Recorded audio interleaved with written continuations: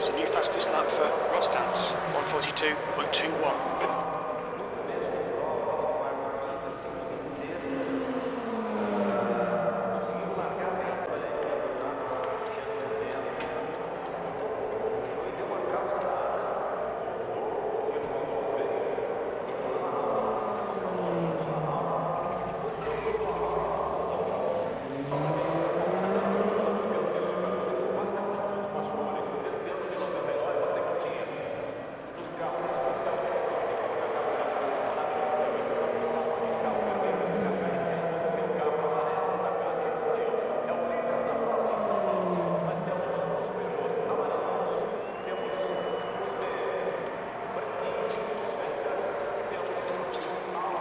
That's the end of the session, E14.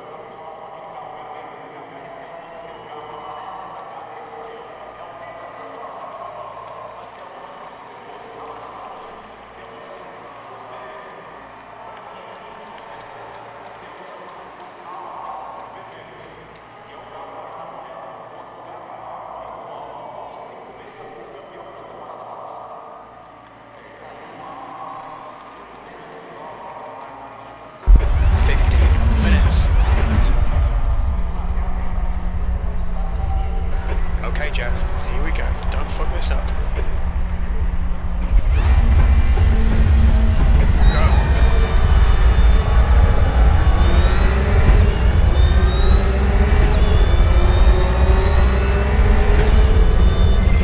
Come on, be careful. Left side. Clear left. Yellow flag in sector 1. Come on, right.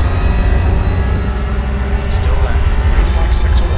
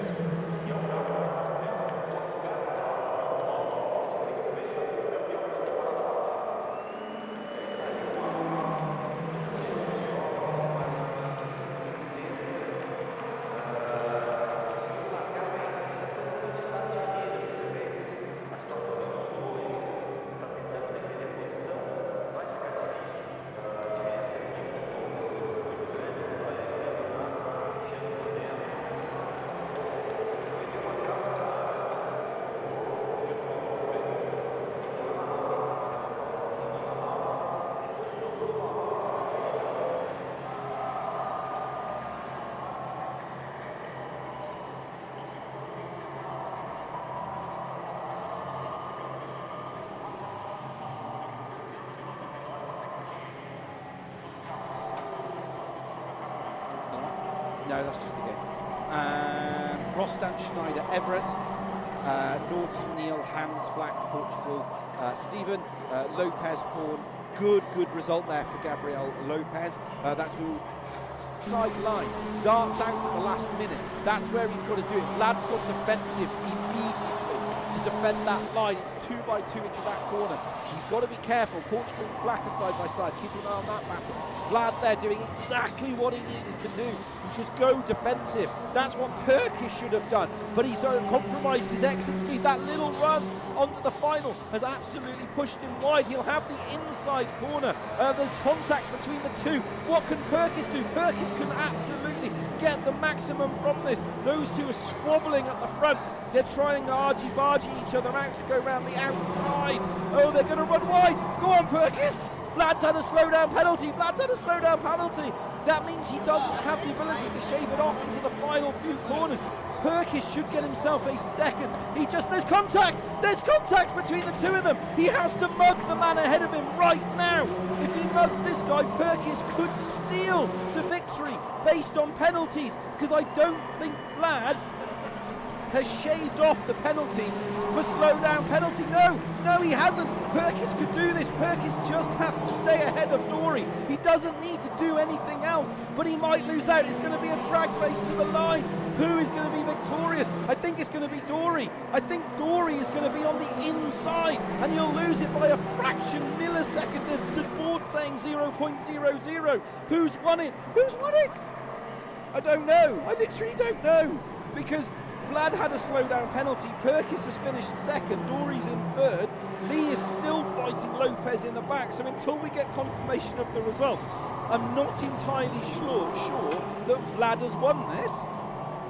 Lee finishes home. Craig Deeks, who started on pole, will come home in 15th. Carl Smith and Coffey behind him, and Alex Ward is currently a DNF. No penalty. Must be an old message. It must be an old message. He must have slowed down enough at one of the corners. So confirmation there that Vlad is your race winner. Perkis comes home in second, which was, don't forget, he started in P3 and he's gained a position. Dory there is in third. So Perkis and Dory are teammates. They're both running. Oh, no, they're not. No, that's just the game. Rostan, Schneider, Everett. Norton, Neil, Hans, Flack, Portugal, Stephen, Lopez, Horn. Good result there for Gabriel Lopez. That's going to really help his championship in 14th. Horn is in 14th, Deeks in 15th, Smith is 16th, Coffey 17th, and then 8th on the DNF is Alex Ward. And that's how even the race is started. What a final race. What a final race. I genuinely thought that Vlad had a slowdown penalty there. The he must have saved that. He must have shaved that penalty off. It'd be interesting to see, but it is what it is. So that's how the results stack up at the moment. Right, we have somebody in the commentary. This is where the Skypad would be very, very helpful, but I do not have a Skypad. But I do have replay function. So we will jump into the commentary booth in a moment, but we're going to have a look at that overtake because it's something I actually want to look at on how Alex got that race to victory. We'll go across to Alex and have a chat with him after, but while this loads up, we will have a look and see how it happened. We obviously missed it. There must have been an incident at that corner, or someone outbraked themselves, because they all just parted. It was Assen all over again. And he was sat at the back in 6th, and he goes, "Thank you very much," and then just checked himself out. And because they were all squabbling with each other at the front, it resulted in basically getting another race victory, which is what I was saying before. That's how you win championships. You don't have to win every single race, but you do have to manage the car, manage the tyres, you have to manage your fuel load, and you basically have to manage not getting incidents. You pick your battles. And if you go, right, I've got a 6th to go, but if you see that opportunity, you go for it. So that's going to be very, very interesting. Right, we'll go across to the commentary because I think I've set it up that we can actually look at both. Yes, we can look at both, which is good. Right, we're going to go across to the commentary booth. No, I think I'm in there. Let's have a look. Cancel. Is that, I mean it? Yes, No. it is. You can hear me, but I can't get it on the screen. I'm just, there we go. We've got it. We've got it for our home viewers. Right. We're just currently looking. I don't know if you're actually watching the stream at the moment. Take us through how you got into that lead in race 2, because it almost looked like they basically parted the water for you. If I'm honest. Yeah, luck. Two teammates fighting each other on lap 2 going into turn 1, and I think the one on the outside kind of turns in, but the car on the inside has not finished braking yet, and they hit and end up going straight on. So, yeah. Whatever. We're just watching on the stream. So for those people at home, we're on the aerial camera. So Alex is the number 11 we're watching. The two teammates are ahead, and yeah, they just a bit of coming together, and yeah, just profiteered. Basically, that explains that. And then I think Stu Neal is the other big winner in that as well. Is it Stu Neal or is it? It's not possible. It might have been Clough because he was behind me. I can't see him on here. Someone will tell me. I can't see him on. For some reason, it's not. There he is. Yeah, it's Clough. Yep, 100% it's Clough. Mm. Yeah. Yeah, we just got lucky from it, I suppose. Yeah. Yeah, as I said, teammates coming together. They probably should have thought big picture about that, but hey, I'll take that. I'm not complaining. It's like we touched on last week, though. You can say one thing, and then when you get racing, it's something completely different. Yeah, exactly. Yeah. To be perfectly honest. So, obviously, carrying the maximum ballast again of 40 kilograms on board the car, as you did last week. Again, you put yourself into a good finish within race 1. Top 10 finish, and then obviously race 2.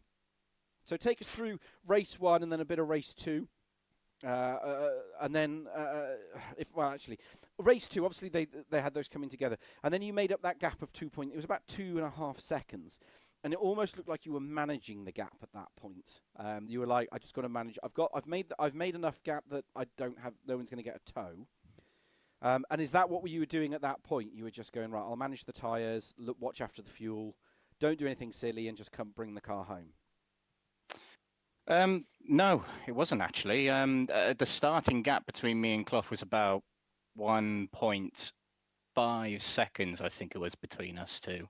And I knew I had to get the hammer down and just go for it. It was for me, it was the only option. And I think I managed to pull out to 3 seconds in the end. It might have been 2.5, might have been 3. But I certainly wasn't managing it. I was pushing. I felt like that's what I had to do to secure that. But it worked out. And at the end of the race, I felt quite content with how quick I was in that race. Because coming out of race 1, I wasn't feeling too great about myself. But, weight weighs you down. Well, yeah, that's what it's designed to do, though, isn't it? I mean, at the end of the day, the weight isn't there to make you go faster, to be honest.